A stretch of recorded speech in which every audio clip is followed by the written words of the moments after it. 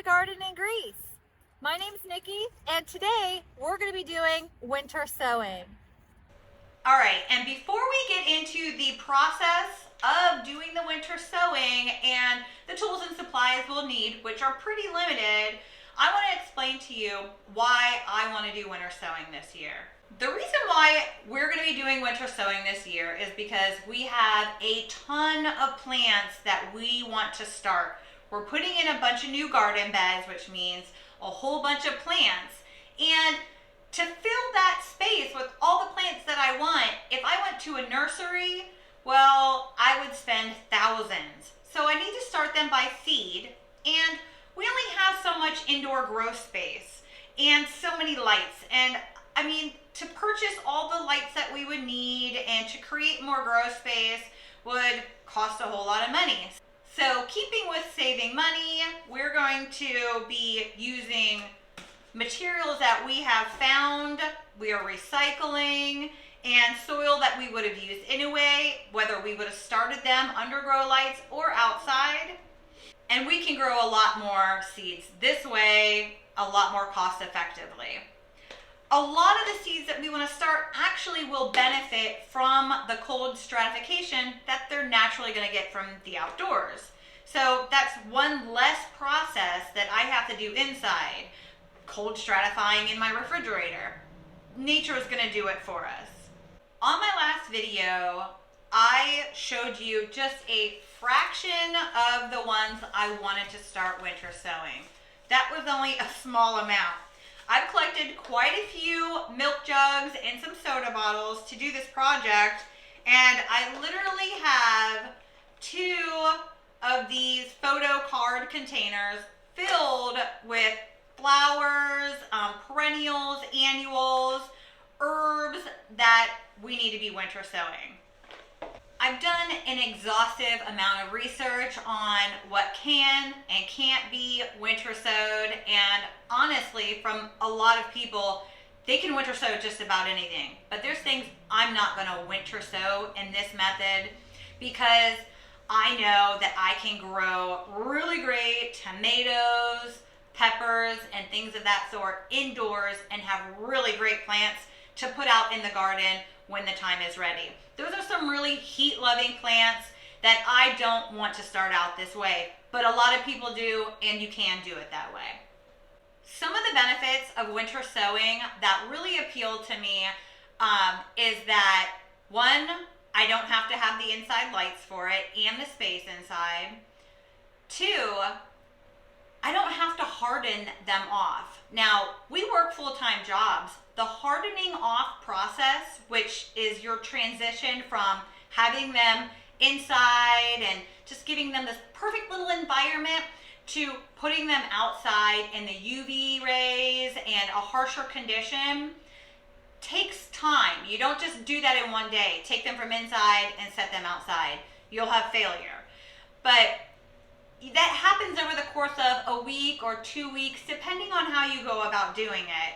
And when you work full time or you just have a busy schedule, period, it can be a bit of a task. And if you have a lot of plants you're doing this to, it takes a lot of time. Picking up all your trays of plants and then putting them somewhere outside where they're going to get the optimal condition, which I like to do it on my front porch. It gets nice morning sun, and then it kind of shades and gives them a nice break before I have a chance to take them inside. So that process can take a week or a couple weeks, and I'd love to not have as many plants to have to do that process with. So that's really awesome to me. Another thing is when you grow them in winter sowing outdoors, they become really strong plants with really great root systems. So having a really good strong plant that has been outdoors in the elements and has gone through the harsh cold, the ups and downs and fluctuations of temperature, that really makes a strong plant that is going to succeed really well outdoors. And another thing I really like about this winter sowing is I get to do actual gardening and sowing seeds in January. And I love gardening, so this helps me do it even in the winter time. All right, and some of the supplies that you're gonna need for this are obviously some containers. milk jugs, water jugs, even these soda bottles. People even use these bakery containers, or some of your produce comes in what would be considered like a clamshell kind of thing. What you need to make sure of though is the size of your height. You're gonna need at least 4 inches of soil and honestly at least 4 inches of headroom. Some people say 2 inches. I really don't think that's enough head height because we're hoping for really nice big plants. And if we're only giving them 2 inches of head height to grow, well, then we're not being optimistic enough here. Also, some people use the large plastic totes, and I've seen a lot of mixed reviews on that. I'm gonna stick with the milk jugs and soda bottles. I see a lot of great results with those. So that's what we're going with. Something else you're gonna need is some kind of tool to poke holes in your jugs. You're gonna need drainage holes in the bottom, just like we have drainage holes in our pots that we put our plants in. And if whatever container you're using doesn't have a hole in the top, you're gonna need to put holes in it so that you can have rainwater and snow get in to keep your soil moist. Some options for putting the holes in your containers would be what I'm going with is our drill. Power tools when you can. Something else a lot of people use is a soldering iron. Now, I mean, I don't have a soldering iron, but I have what is pretty much the same exact thing, a wood burning tool. A heating element, rounded or squared, whatever, just to make your holes so that you have drainage and you have enough holes in the top for moisture to get in. The reason why I'm not opting for the burning device, which I think is really cool because it melts your edges and it gives you a nice, perfect circle, it's that I don't really want to breathe in the melted plastic. I just don't want to breathe that in, and that's your choice. I think it's a really nice, efficient option. And then something else you can use is literally just your scissors. Now, I'm a bit accident prone. I'm going to show you with the scissors how that's really easy and can be done, but I'm not going to do all my jugs that way. I am going to use my scissors though to cut my jugs. You're going to need tape. Duct tape, Gorilla tape are probably your best options. You could use the clear tape, but you're not going to have as good of adhesion. These are going to be sitting outside for months. They're going to get rained on, snowed on. You want something that's going to stick really good. So use what you have, but I'm using duct tape. You need your garden tags and something to write on. I have a paint marker and a garden marker. So I'm going to try both to just see which one's going to work better. A lot of people say use paint marker. Some people say garden marker. And while we're on the lines of what tags we're going to use to mark what is inside of these, there's a lot of options. You can use plastic tags. You can use wooden tags, popsicle sticks. Some people cut up, and I'm going to try it too, cut up plastic containers like yogurt containers, sour cream containers, things like that, plastic, and use that, which I don't have enough tags for all of that we're doing, so I cut some up. I'm going to use that. One of our subscribers had commented, the name Sarah Belden 7092 is how it comes up in the comments, had said mini blinds. I don't know how many times that I've seen laying around in people's trash out front, or that we have replaced the mini blinds and thrown them away. This is a great opportunity to recycle them. The mini blinds are perfect. Cut them into the length that you want. You can have infinite amount of garden markers that way. Also, she had mentioned a really great idea, using washi tape. Now, I knew I had heard of it from somewhere, and it's because my daughter, she does a ton of crafts, and she has an assortment. And it is tape with just little designs and colors. And what we're going to do is, as a backup, we're going to put on our marking tags a piece of the tape, write on it what it is, but then we're gonna take another chunk of that tape, put it in our notebook, and write down next to it what it is. So if the name of what's on here gets washed off, we still have the colored tape that we can then look into our notebooks and correlate it to what plant is in there. So it's a really cool backup. It's really cute, and it gets you using up some of your craft supplies. I really like that idea. Thank you.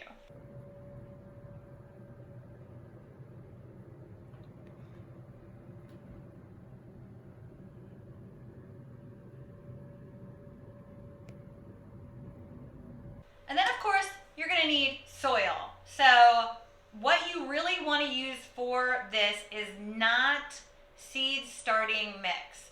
You just want potting mix. All right, some people say get potting mix with a whole bunch of fertilizer in it, and others say you just want the cheapest stuff you can get. Well, I'm gonna be honest. I just picked up whatever cheap bag of potting soil they had at my local Agway. Right here. Now, I'm not selling you any product here.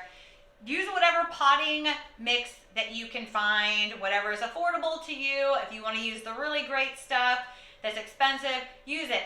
That's wonderful. And then you're going to need water because we need to moisten our potting mix up. So what I'm going to start doing now is preparing all of my jugs and testing some of these options and methods of doing it before doing this video. I found that making the holes in the bottom of your container before you cut it is way easier. Also, for your containers, you don't need the lid. You're gonna pitch the lid. If you're using these milk jugs, pitch the lid because we want moisture to get inside of here. I'm gonna show you with my scissors because most everybody usually has a pair of scissors around, or you could even use like a metal skewer to make the holes in it before I start using my drill. That way you can see the option. I'm not going to show you the soldering iron option because I don't really want to breathe the plastic in, but all we're going to do is take our scissors, poke a hole, and turn. Turn it a couple times, and you get a perfect hole.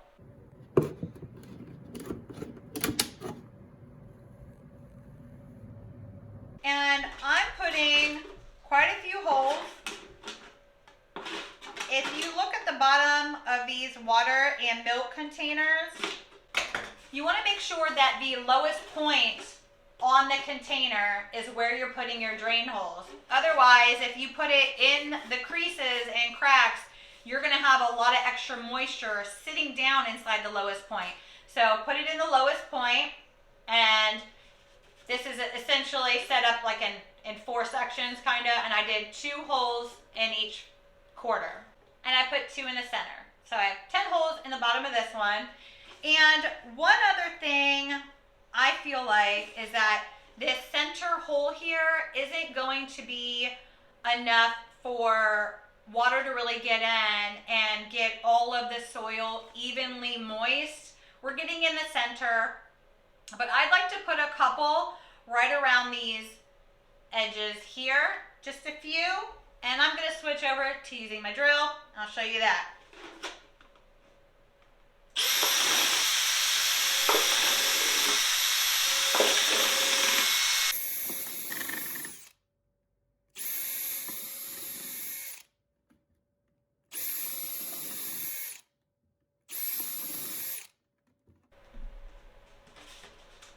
Just like that. Now, if you're worried about the little pieces of plastic, when we cut this open, we're just going to shake out any little pieces of plastic, but there really isn't that many actually. Okay, so I'm going to go around now and just prepare all of them exactly in this method. That way I already have my drill out. I'm going to drill all my holes, and then we're going to come through and cut.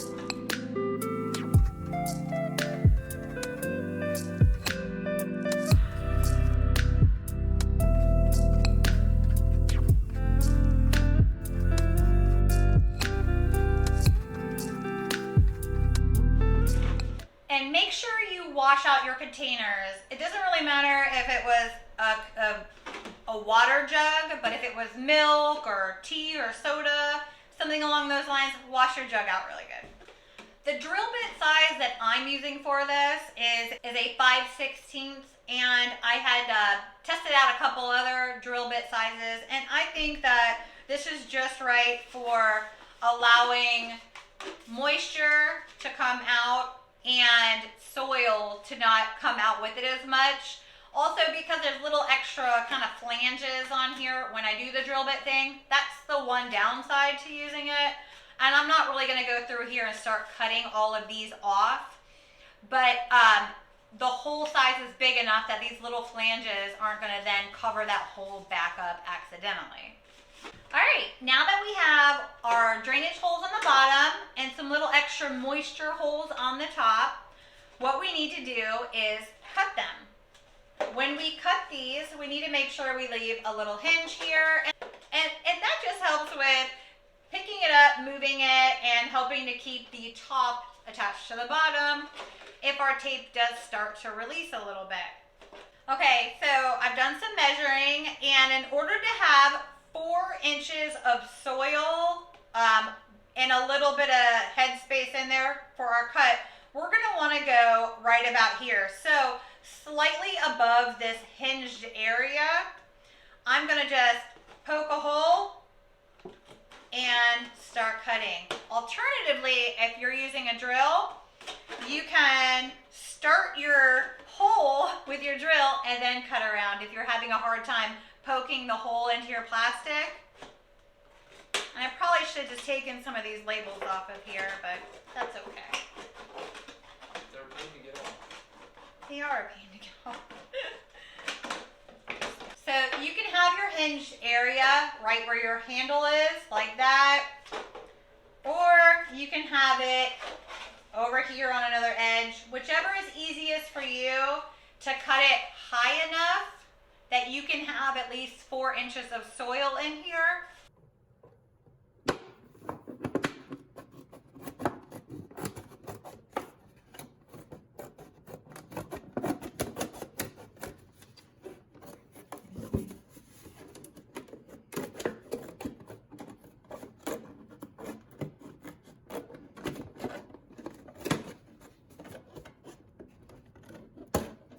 Well, that wasn't perfect, but it doesn't have to be. Versus at the handle, It wants to slam shut. yeah, we kind of get a kink here, and I don't know. I think that might cause some problems when we're pulling seedlings out too.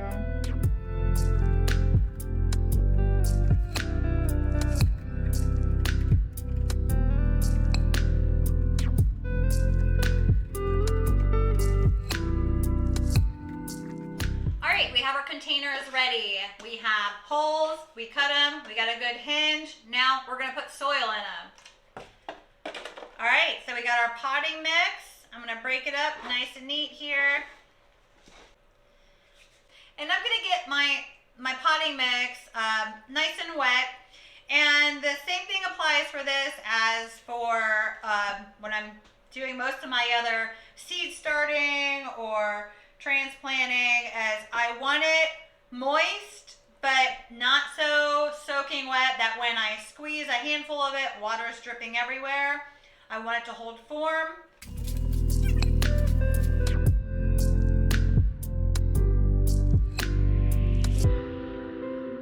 Okay, so we have all of our soil nice and moist but not sopping wet, and we're just going to put about 4 inches of soil in each one of our containers. And I guess a little shovel would have worked out good, but my hands are already dirty, so it's a-okay. And I'm going to prepare a whole bunch of these at one time. That way I have one phase done and then I can go to seed phase. So like I prepared all of my jugs with holes, and then I cut all the jugs, and now I'm filling them with the soil, and then I'll go to seed.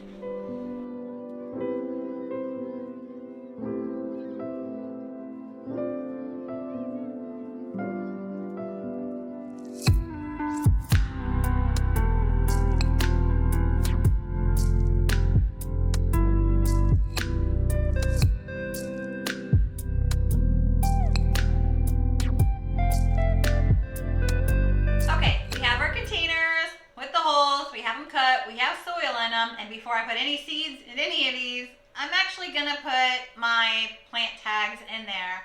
And one thing that's really important about doing multiple containers and a whole bunch of seed sowing all in the same day is staying organized. So I've got some of my plant tags going. I'm gonna put them in and write them in my notebook as I'm doing them, because I'm liable to get this going and forget what seed I just put where, and it'll be a big mess. So like I said, I'm going to start with 4 of these. I'm going to put my plant tags in, and I'm testing out the washi tape idea. One thing I noticed with the 2 different markers, the paint marker and the garden marker, is that the paint marker did not like being on my plastic tags, so I used the garden marker on my plastic tags.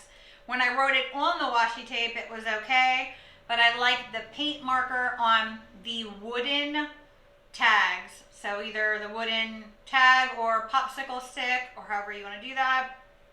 So, creeping time, I'm going to put in here.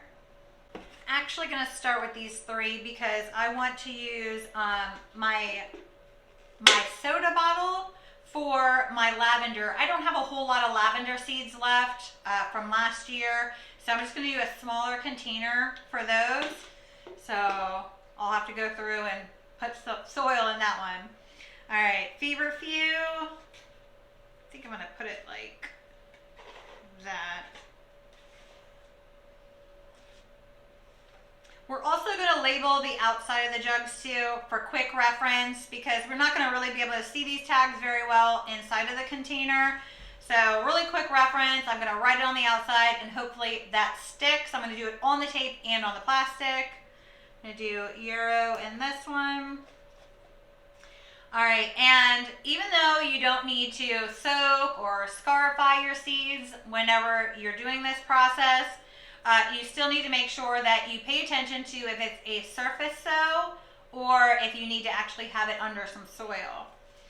So for my Euro, which is going in this one, I'm just double checking that it doesn't have any special germination instructions, which it does. It says light aids germination. So we're just going to press it into the soil and not cover it. And I think one way to do this would really be smart is to do all my ones that need light to germinate first, and then other ones that need to actually be buried a little bit when you're doing so many seeds at one time. All right, so we have the Euro Colorado blend going into this jug. We have it marked. And we're just gonna sprinkle some of these little seeds.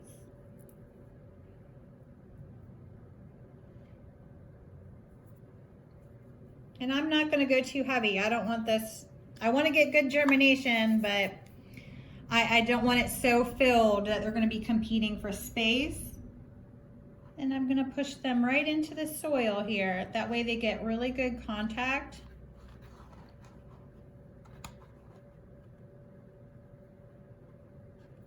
That way they have good contact with moist soil when they go to germinate. And then before we close these up, I'm going to just sprinkle them with a little bit of water lightly and then tape these up. I'm gonna sow the rest of these seeds first, and we'll just do that also as a batch.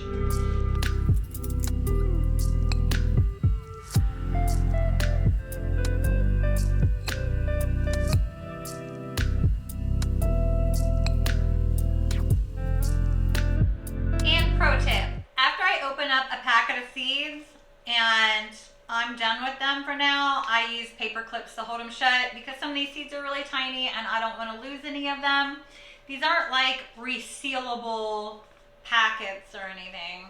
So I fold them over and put a paper clip on them.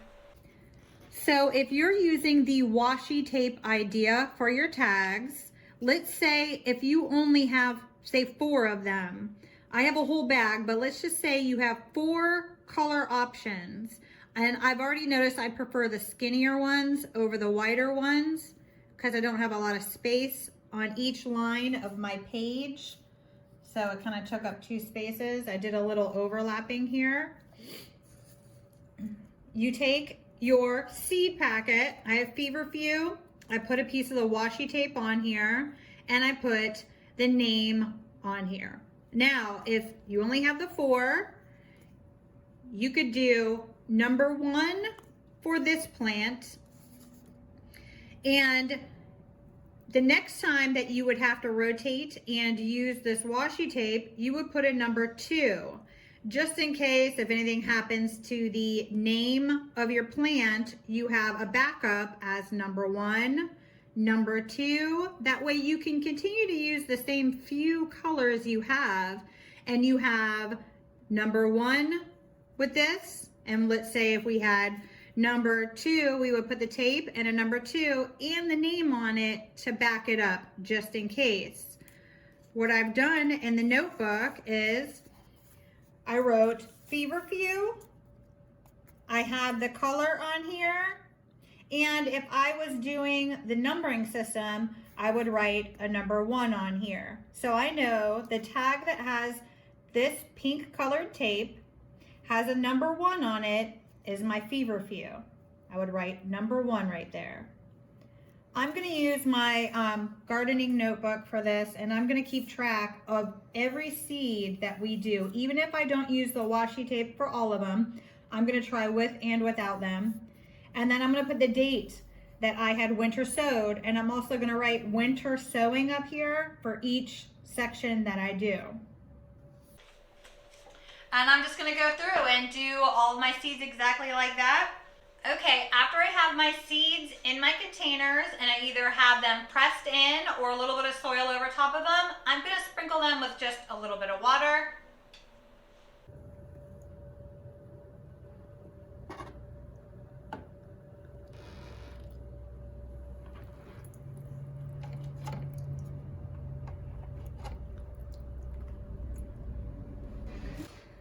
And then we're going to close them up.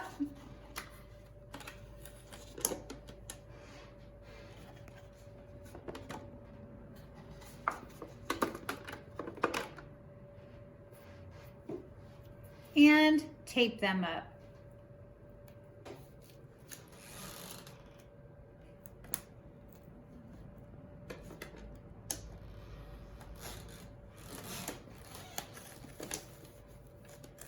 Gonna press on it really good. I want a really good adhesion, and I'm probably gonna go around twice with it.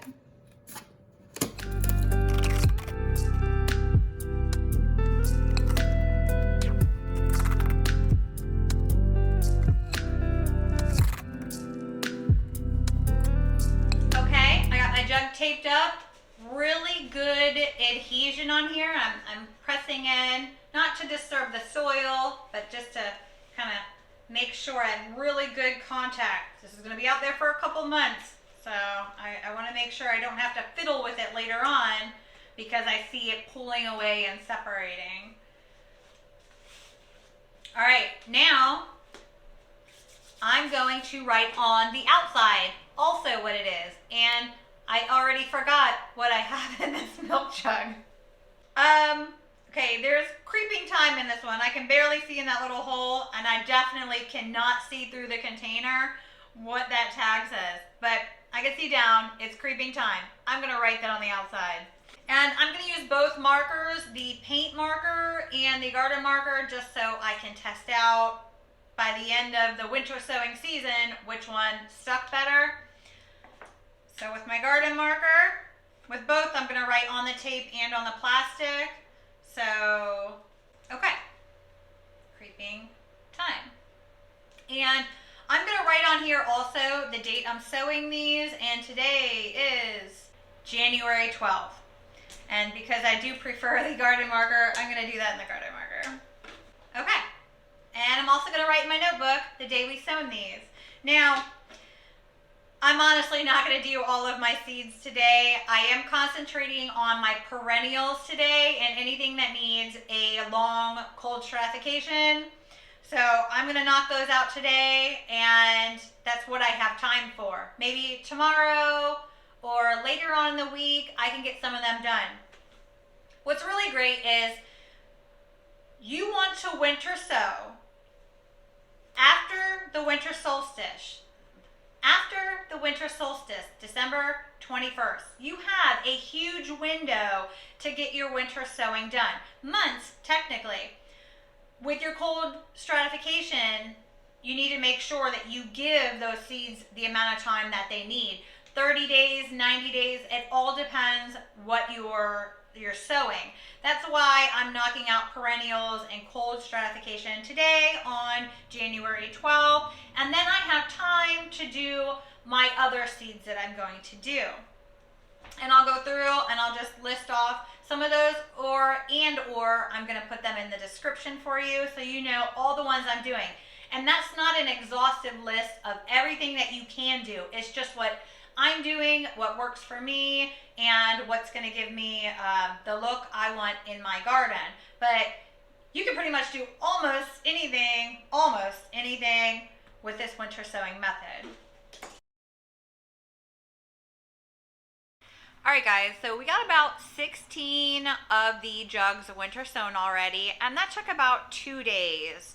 I still have a lot more that I need to do, but I ran out of jugs. So I'm trying to collect more up, and I got done all of the perennials, most of the perennials, and the plants that needed cold stratification put out there now. And by next week, I should have a couple more, and I'll be able to get the rest of my perennial and cold stratification done. While we were doing that winter sowing, I had gotten my final seed order in, and it had a couple more that I needed to get done. So you're going to get a sneak peek of our next video, which is the last of our seed order. But let me show you what we got in those that we still need to winter sow. We got the yellow cone flower and the Paradiso tall cone flower, a peach foxglove, and some violas, which we're going to winter sow and do some indoor sowing on. Those are the antique shades. I'm going to go over what we have gotten done over the past few days. Really quick here, we have done the purple cone flower. We got 2 brands of the purple cone flower, the Roarer Seed and the Botanical Interest. We've done chives, and yes, they're all folded down and pinned. That's how I keep them shut. But we did Feverfew, the Yarrow Colorado blend, Creeping Thyme, Miniature Roses, Angel Wings, Forget Me Not, a blend of foxgloves. There's a lot of them. Black-Eyed Susans, the Penstemon Dazzler Mix, Veronica, Lupins. This is a blend, the Russell blend lupins, and Hyssop, which is my first Seed Saver Exchange seed that we're going to try. And as for some that still need to get done, I'm going to do a winter sowing of the Iceland poppies. We did some of those outside in our last video, and we are going to be developing that garden area. It's not done yet, and hopefully it'll be done before these will emerge. And I would like to have some of these in the new developed garden bed area. So I'm going to winter sow some of them to make sure that I have little transplants. And I know they don't transplant well, so fingers crossed. We still need to do our snapdragons. So I got just a tall blend of snapdragons and the Orange Wonder, which are going to be super cute. And we still need to do our larkspur. So I really want to get that done soon. The next jug I get, the next couple jugs, is going to be the echinaceas and the larkspur. Ones that can wait a little longer are going to be within the next month. I'm going to try to get these other ones done. So these are going to be our hardy annuals. I have the money plant, Lunaria. This is going to be really cool as dried arrangements. The seed pods are really pretty in dried arrangements. Bells of Ireland. And I'm a little concerned. I've never grown those, so I'm a little concerned when it comes to the transplanting of them. Fingers crossed on those as well. Love in a Mist, Nigella. Now, I have some of this sown. I did a fall sowing of these. They came up. They're really cute, and they're doing really good right now. So we'll get early blooms on those in the spring. But I want to have some in other places that haven't been developed yet. Will hopefully be done, and I can put these in the ground in those beds. The Dara, the Ami, that is also another one that I had done a fall planting of. They came up, and they're doing really great right now. So I want some more of those in other beds. And Bachelor's Button. Now, this is my first year doing the winter sowing method. And I have done an exhaustive amount of research with online, other videos, locals that have done it, and with our local ag extension. So this video, I've compiled all of the great tips, even from our comments from you guys. I've compiled all of the best information that I have found all over to do this project. With the seeds that I've chosen to do this winter sowing method, I have great confidence that these are gonna do great. And like I said earlier in the video, I have so many plants that I want to start this year that if I had to do them in the house with racks, grow lights, some of them have heating mats, I would need a lot more growing space inside. And I just don't have that, nor do I want to spend the money on a ton of grow lights. This is a really economical option for anybody that wants to even just grow a small amount and you don't want to have to purchase the grow lights and you don't maybe have the space to do this in your home. As the spring and summer progress, I'm going to continue to upload videos on the progress of all of these seedlings. And then at the end of the year, I'm going to do a video on what seeds did the best and what didn't do all that great. I hope this video was helpful for everybody watching. And if you've done something like this and have some tips, tricks, or comments to help everybody out, please put them down in the comments. And don't forget to subscribe, hit the like button, and share this with anybody that you think this may help. Thank you guys. Have a good day.